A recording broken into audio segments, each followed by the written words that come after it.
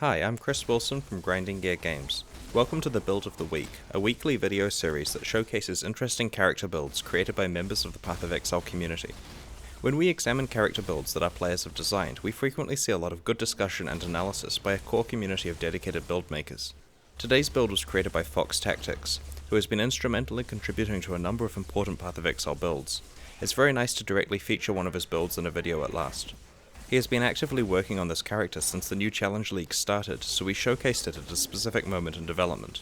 His character can be summed up as a Val-packed, dual curse on hit, high damage, Pledge of Hands arc build. It uses 2 copies of arc. The first one is supported by curse on hit and applies 2 crucial curses to monsters, setting them up to be hit by the second copy of arc, which is aimed at pure damage. It has Spell Echo granted by the Pledge of Hands staff and is supported by faster casting, increased critical damage, life leech, and lightning penetration. The 2 curses applied to monsters are Assassin's Mark, which was introduced in Forsaken Masters, and Warlord's Mark, which is substantially reworked in that expansion. They both have a chance to grant different types of charges when monsters are killed. Power charges are especially impactful on this character because of passive skill choices. There's a neat trick where this unique flask is used between packs of monsters to refresh the charges if they're about to run out. The Life Leech support gem, Warlord's Mark Curse, and Doryani's Invitation Belt all provide Life Leech. The Val-packed Keystone reduces this large total a bit but makes it instantaneous, which is critical for staying alive and surviving damage reflection. His Enduring Cry and Immortal Call gems are handcast rather than triggered. This requires more play skill to cast them at the right times but is more effective. The character generally has several endurance charges up from Warlord's Mark. In terms of auras, this build runs Clarity, which goes with Eldritch Battery, and 2 Purity auras. It also uses Arctic Armor for defenses. There is enough mana that it can still cast all of its skills with the 4 reservations applied to its mana pool. Pledge of Hands is a key part of this build. It augments Arc with level 30 Spell Echo and provides a gigantic boost to mana, which synergizes very well with Eldritch Battery. Cloak of Defiance offers mana regen, the ability to use mana as a defense, and the Mind Over Matter Keystone, which saves a lot of passive skill points.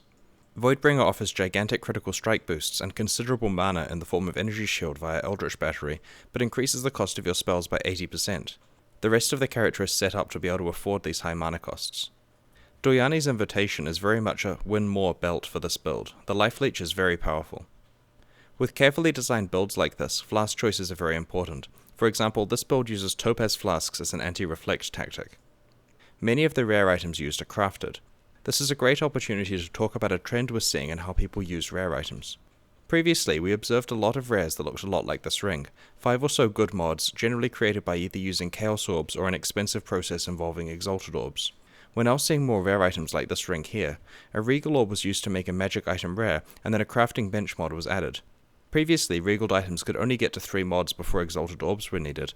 With crafting benches, they're able to get to 4 mods, so this path is now a lot more powerful early in new leagues. In a similar way, his amulet was clearly crafted from a blue master item that started with just Elrion's mana mod. His passive tree layout makes use of both the new Witch and Shadow starting areas. It makes a large effort to pick up a lot of critical strike damage from the tree, such as the Serpent Stance notable, which takes advantage of his use of a staff. Several additional power charges are allocated to synergize with Assassin's Mark. Whispers of Doom is important to allow monsters to be cursed by both marks simultaneously. The Eldritch Battery Keystone is used to create the vast quantities of mana that this build uses. Finally, Val-packed is chosen as an excellent choice against damage reflection. Due to the extreme quantity of life leech this character has, Val-packed is incredibly useful even with its penalty. This build is extremely powerful and has been created with items available in the first couple of weeks of the new Challenge Leagues. It is weak against curse immune monsters, and its use of life leech puts it in a lot of danger when it is stunned. For more information about how this build works, check out the guide and the accompanying discussion thread linked in the description. If you're new to Path of Exile and would like to play, just head on over to pathofexile.com or search for it on Steam. We recently released the Forsaken Masters expansion and new leagues with fresh economies, so it's a great time to get into the game. If you'd like to submit a build for next week's episode, just post a build guide in the class forums on pathofexile.com. Thanks for watching and see you next time.